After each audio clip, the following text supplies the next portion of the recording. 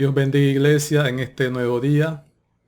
Damos gracias al Señor que nos permite poder conectarnos a través de estos medios digitales y que podamos seguir siendo edificados a través de la palabra de Dios. Así que hoy es el día que hizo el Señor, como bien dice en la palabra, en el cual nos gozaremos y alegraremos en él. Amén.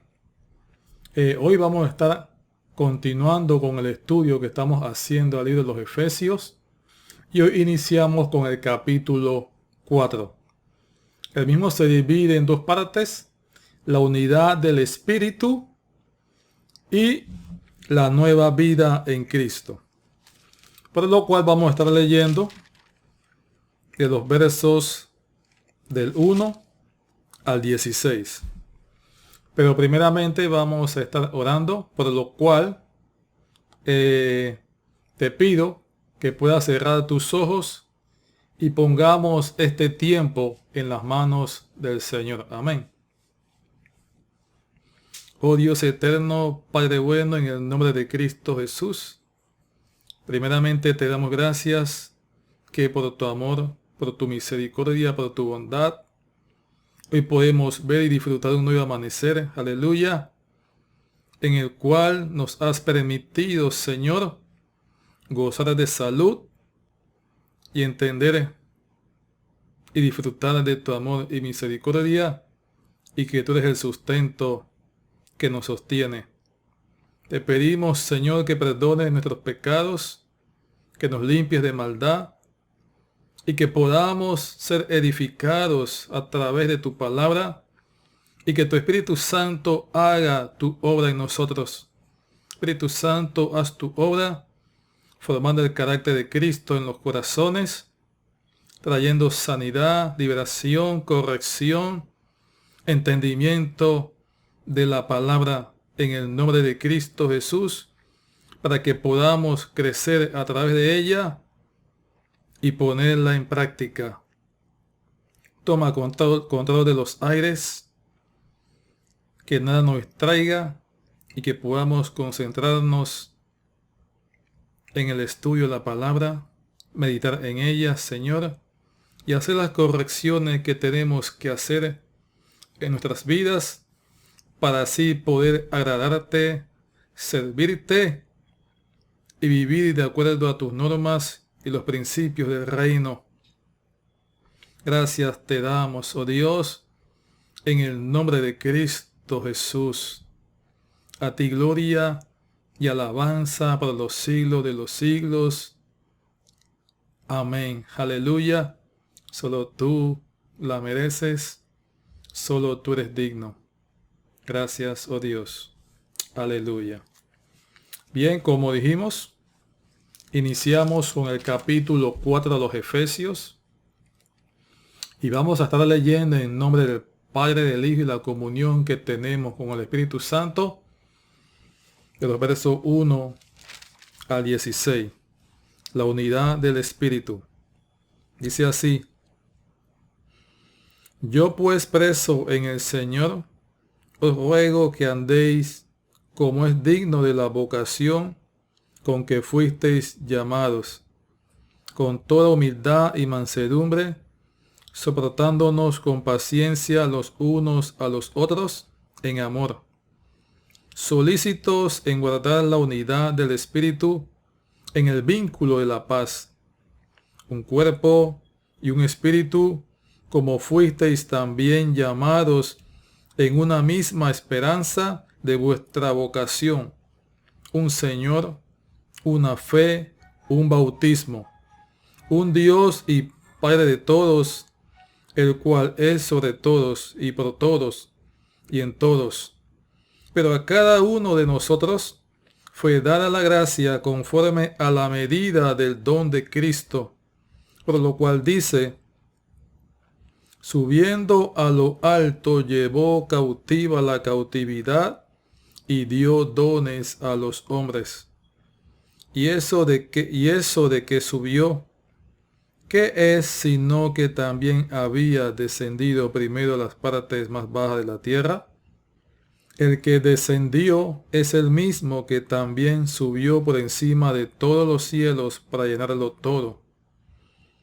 Y el mismo constituyó a unos apóstoles, a otros profetas, a otros evangelistas, a otros pastores y maestros, a fin de perfeccionar a los santos para la obra del ministerio, para la edificación del cuerpo de Cristo, hasta que todos lleguemos a la unidad de la fe y del conocimiento del Hijo de Dios, a un varón perfecto, a la medida de la estatura de la plenitud de Cristo, para que ya no seamos niños fluctuantes, llevados por doquiera de todo viento de doctrina, por estratagema de hombres que para engañar emplean con astucia las artimañas del error, sino que siguiendo la verdad en amor, crezcamos en todo en aquel que es la cabeza, esto es Cristo, de quien todo el cuerpo bien concertado y unido entre sí, por todas las coyunturas que se ayudan mutuamente, según la actividad propia de cada miembro, recibe su crecimiento para ir edificándose en amor. Aleluya. Gloria a Dios. Como hemos visto en los 3 primeros capítulos, se ha hecho énfasis en los privilegios y beneficios del creyente. En los siguientes capítulos, el apóstol se enfoca en los deberes del cristiano. Tenga claro que la fe y la conducta del creyente va de la mano. Estas están enlazadas. En este capítulo, el apóstol hace una serie de exhortaciones a poner en práctica los deberes que tenemos como cristianos y ciudadanos del reino. Mire, exhorta a llevar una conducta digna, exhorta a preservar y promover una unidad del pueblo de Dios, es decir, lo que somos parte del cuerpo de Cristo, exhorta a una vida de santidad, a despojarnos por completo de los vicios engañosos de la vieja naturaleza y a revestirnos de la naturaleza de Cristo. Esto lo veremos a partir del versículo 17 en adelante. Ahora bien, si nota, el apóstol inicia nuevamente recordándole a la iglesia que aunque está preso en una cárcel, su verdadero captor es Cristo. En el capítulo 3 vimos que dijo que era prisionero de Cristo por causa de los gentiles, es decir, por causa de la predicación del Evangelio de Cristo. Que la predicación del Evangelio de Cristo lo capturó para proclamar su nombre. Cristo lo capturó para proclamar su nombre y su Evangelio. Y para ser el prisionero de Cristo es una completa bendición. Es un privilegio, amados hermanos y hermanas, el servir a Cristo. Si estamos aquí es por causa de Cristo, porque Cristo también nos capturó y lo que hacemos, lo hacemos con gozo. No solo porque nos libró de la muerte, porque me otorgó su perdón y su amor, sino porque me otorgó su perdón y su amor. Por eso servimos al Señor, porque nos amó primero. Ahora Pablo dice que está preso en el Señor. Es un preso en el Señor por su fidelidad a Él. Tremendo, aleluya. Es lo que el Señor espera de los suyos, de su pueblo, de los que hemos sido redimidos por su sangre. Espera fidelidad a Él. Fidelidad es lo que espera el Señor de ti y de mí. Por lo tanto, el apóstol nos exhorta a que andemos conforme a la vocación de nuestro llamado y que lo hagamos con dignidad, que lo hagamos con dignidad, porque es un privilegio. Recuerde que hemos recibido de parte del Señor un llamamiento santo a vivir una vida diferente del resto del mundo, para vivir para Dios, para vivir de acuerdo con las normas y valores, principios del reino, a vivir de acuerdo a los principios del reino de Dios y de Cristo. Y tal llamamiento para nosotros es un privilegio. Por ello Pablo enfatiza vivir de un modo digno de tal llamamiento que el Señor nos ha hecho para estar sentado con Cristo en los lugares celestiales. Oh, gloria a Dios. Aleluya. Maravilloso. Por lo tanto, amado hermano y hermana en Cristo, recuerde que el honor de Cristo es lo que está en juego. Es el honor de Cristo. Lo que está en juego en su diario vivir y en mi vivir es el honor de nuestro Señor Jesucristo. Por ello debemos vivir como es digno de Él. Debemos vivir como es digno de nuestro Señor Jesucristo. También se nos exhorta a guardar la unidad de la iglesia, la cual representa el cuerpo de Cristo y el pueblo que Dios escogió para sí.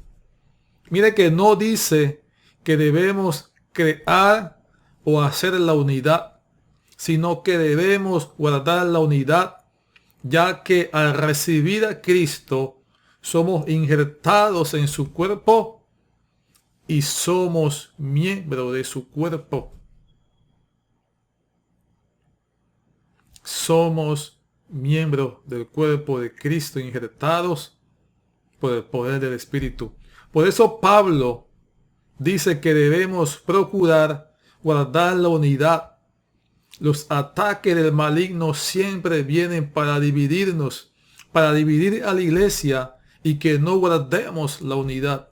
La unidad es lo que nos permite prevalecer y juntos poder hacer la voluntad del Señor de manera efectiva. Ningún esfuerzo humano puede lograr lo que es obra del Espíritu de Dios. Es por ello que debemos siempre pedir por la llenura del Espíritu Santo, por la plenitud de Cristo en nuestras vidas, esa manifestación del Espíritu Santo que se manifiesta en nosotros.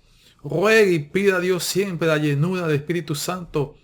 Pablo menciona 4 disposiciones esenciales para mantener y preservar la unidad en la iglesia. La 1, humildad. Humildad. Como bien sabe, la humildad es un sentimiento de pequeñez. Es decir, sentirme pequeño y menos importante, de hacer a los demás más importante que yo. La humildad nos hace ser serviciales. Lo dijo el Señor. El que quiera ser primero entre vosotros, el que quiera ser grande, deberá servir a los demás. Deberá servir al prójimo. Eso es humildad. Estimo a los demás superiores a mí mismo. ¿Lo entiende? Debemos practicar la humildad. También se nos anima a ser manso. 2, a practicar la mansedumbre. Se dice que la mansedumbre es la hija de la humildad. La mansedumbre es una virtud que modera la ira y el enojo. El Señor me ayude.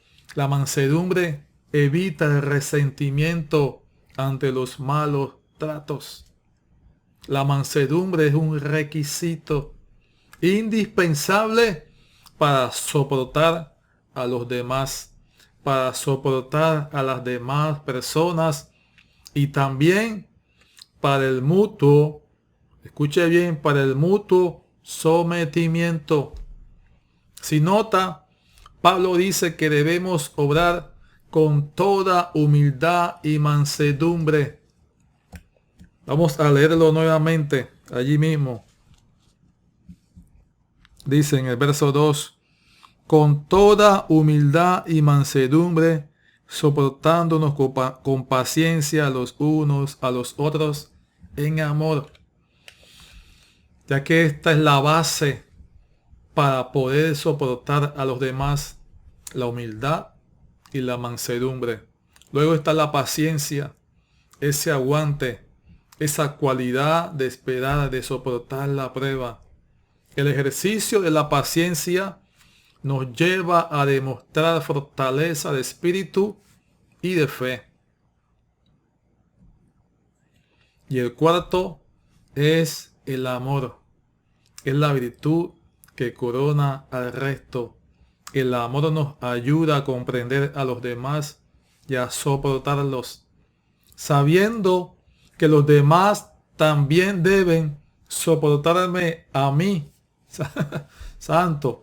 Como seres humanos tenemos defectos.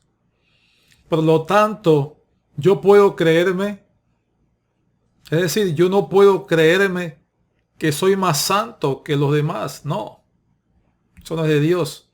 Estos son requisitos y virtudes indispensables en todo creyente. En todo creyente. Humildad, mansedumbre, paciencia y amor. En estas virtudes no figura la fe, ya que aquí no se trata de creer, sino de actuar, de poner en práctica la palabra, y lo que prima es el amor. Es el amor lo que prima. Por lo tanto, se nos exhorta y anima en ser solícitos en guardar la unidad del Espíritu. Mire, es una responsabilidad que nos ha sido delegada como creyentes en Cristo y a practicarla seriamente para preservar la unidad en el Espíritu. Y solo la podemos preservar mediante una búsqueda insaciable de la presencia de Dios, de la presencia del Espíritu Santo, de su manifestación. Porque el Espíritu Santo, quien produce la unidad, es por medio del Espíritu que fuimos incorporados e injertados en el cuerpo de Cristo cuando creímos por fe en su nombre. Es por medio de la operación del Espíritu Santo que se establece la unidad en la iglesia y que ésta se pueda mantener sobre una base sólida. Solo con la ayuda del Espíritu de Dios. Solo con la ayuda del Espíritu de Dios podemos guardar la unidad del Espíritu. Por eso decía que ningún esfuerzo humano lo puede hacer. Solo el Espíritu tiene la capacidad de mantener la unidad del Espíritu en la iglesia. Y eso es cuando obedecemos la palabra y la ponemos en práctica en nuestras vidas. Cuando ponemos en práctica y se manifiestan las virtudes del fruto del Espíritu en nosotros. También hay 3 elementos vitales que constituyen la unidad de la iglesia de Cristo, y estos son un solo cuerpo, un solo espíritu y una sola esperanza. Aleluya. La iglesia es una. La iglesia de Cristo es una. Aunque somos muchas personas, aunque somos muchos los que conformamos el cuerpo de Cristo, todos estamos unidos a un solo cuerpo. Y el cuerpo es de Cristo. Cristo es el cuerpo. No hay otro. Esa unión al cuerpo de Cristo es mediante el Espíritu quien nos da vida para vivir y experimentar el amor de Cristo y así mantener una misma esperanza a la cual fuimos llamados. La esperanza de ser coherederos con Cristo y recibir la herencia eterna en los cielos. Aleluya. Esto es lo que nos estimula en el presente, el animarnos los unos a los otros con la predicación y la enseñanza de la palabra de Dios. Es lo que nos mantiene unidos. La palabra de Dios, esa unidad en el amor y la paz de Cristo. Las aflicciones, las circunstancias y las pruebas de este tiempo no se comparan con la gloria venidera que en nosotros ha de manifestarse. Aleluya. Los que somos de Cristo ha de manifestarse algo glorioso. Y esa es nuestra esperanza. Y esa esperanza está fundamentada en un Señor, una fe y un bautismo. Viva Cristo, cimentada en un Dios y Padre de todos, el cual es sobre todos, por todos y en todos. Aleluya, bendito sea el Señor. La iglesia tiene una sola base y es Cristo. Un solo Señor y es Cristo. Una sola fe y es Cristo. Un bautismo y es la sumersión en Cristo para recibir su vida. Aleluya. Es Cristo el fundamento de la iglesia y el evangelio. La obra redentora de Cristo en la cruz del Calvario. Su muerte, su resurrección son la base y el cimiento de la iglesia. Podemos apreciar aquí el obrar y el poder de la Trinidad, Padre, Hijo y Espíritu. Los cristianos debemos tener claro, sin importar las circunstancias y acontecimientos que sucedan en el mundo, sin importar nada de lo que sucede en el mundo, debemos tener presente que vivimos en un mundo creado por Dios, controlado por Dios y sostenido por Dios. Bueno, usted me dirá, hermano Wally, hermano Mar, usted pueda preguntarse, ¿y el príncipe de este mundo qué? Bueno, él solo hace lo que el Señor le permite que haga. Así es.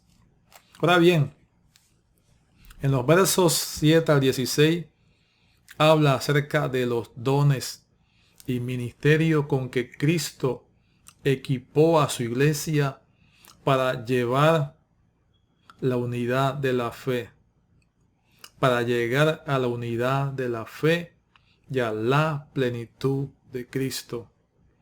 Acá veremos que Pablo habla que debemos llegar a la unidad de fe.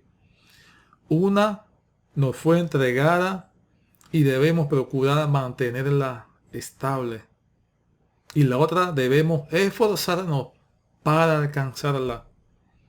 Y no es difícil, amado hermano y hermana, alcanzar la unidad de fe, ya que el Señor a cada uno nos ha dado de su gracia. Y esa gracia ha sido dada mediante una medida que el Señor le ha regalado a cada creyente. A cada creyente el Señor le ha dotado de algo especial para que contribuya en el desarrollo del cuerpo de Cristo, que es la iglesia.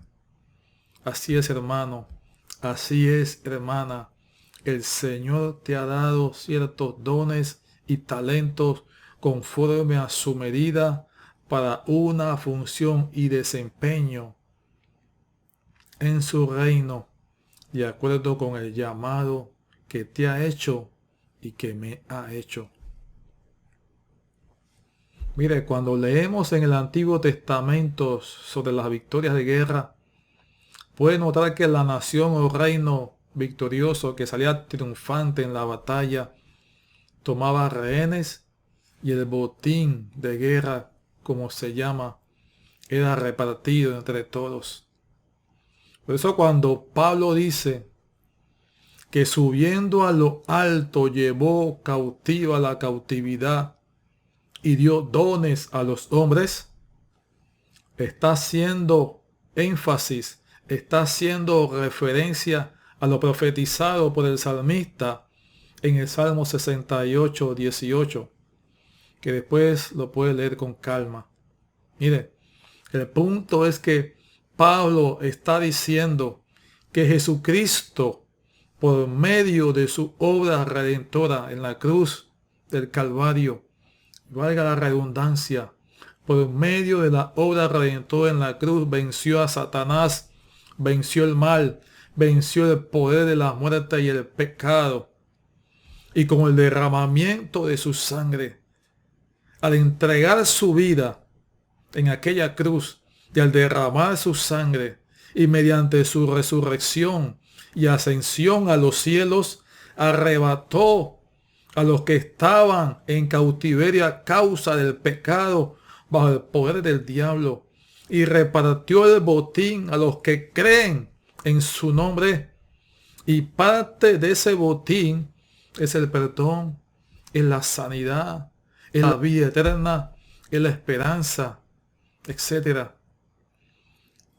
Y los dones que ha depositado por su Espíritu en cada uno de nosotros, en los creyentes, para el servicio en su reino. Aleluya. Oh, gloria al que vive y reina por los siglos de los siglos. Amén. Aleluya. Entre esos dones también están los dones ministeriales.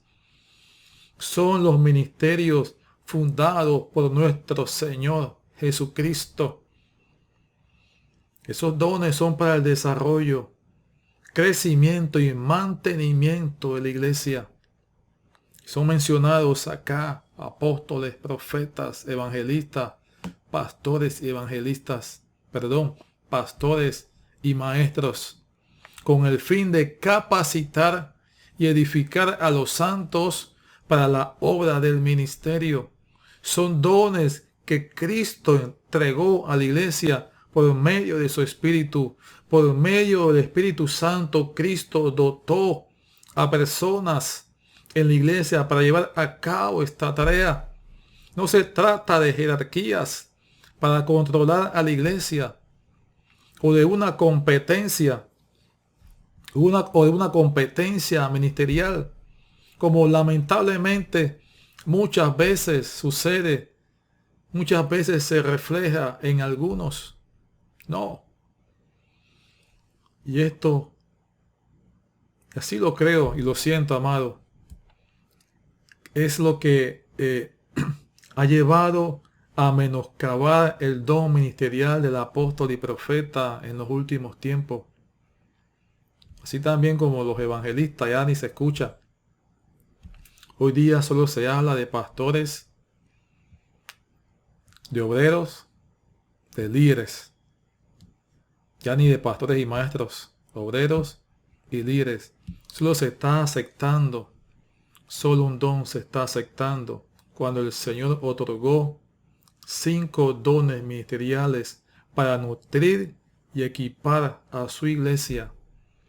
Los apóstoles y profetas ejercen un oficio y una función dentro del cuerpo de Cristo, como precursores, como enviados, embajadores. Son los que establecen el fundamento. Los apóstoles edifican sobre los profetas, los apóstoles edifican sobre lo que los profetas ven. Los evangelistas, entonces, son los encargados de predicar, de sembrar la semilla en el campo que fue preparado por los apóstoles y profetas. Y los pastores entonces, juntos con los maestros, son los encargados de dar el pasto, de alimentar al pueblo, de alimentar al pueblo, de nutrirlo con la sana doctrina, de edificar y hacer crecer a los creyentes en la fe, de hacer crecer en la fe a los creyentes que forman parte del pueblo de Dios, que conformamos el pueblo de Dios, los cuales fueron introducidos al cuerpo de Cristo, ¿mediante qué? Mediante la predicación del Evangelio. Es decir, que para que la iglesia crezca en la fe y pueda llegar a la plenitud de Cristo, debe ser edificada mediante los dones de Cristo. Estos son los dones ministeriales, los cuales Cristo entregó a su iglesia. Son 5, no uno solo, son 5, porque un solo ministerio no lo puede hacer todo. Para que haya un pastor, debe haber ovejas, ¿cierto? Y para que haya ovejas, primero debieron ser ganadas mediante la predicación del Evangelio. La persona tuvo que haber creído primeramente en Cristo Jesús a través de la predicación, para luego entonces ser edificada y perfeccionada en la fe con la enseñanza. Pero lamentablemente algunos han utilizado los dones que les fue otorgado como una plataforma de mercadería del Evangelio, porque la codicia entró en sus corazones y los ha llevado a apartarse del llamado y de su vocación. Sin embargo, esto no es motivo para no creer, ya que ellos tienen su paga por dejarse seducir por las mentiras del diablo. Que el Señor los reprenda. Cierro con esto. Nosotros debemos seguir la verdad en la que estamos siendo enseñados.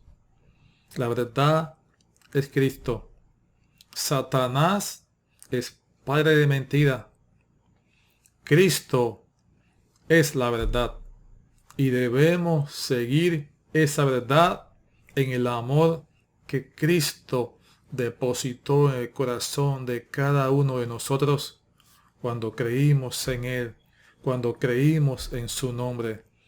Así debemos crecer hasta llegar a la estatura de Cristo, hasta llegar a la estatura del varón perfecto que es Cristo. Dios te bendiga. La paz, la gracia y el favor de Dios sea contigo y los tuyos.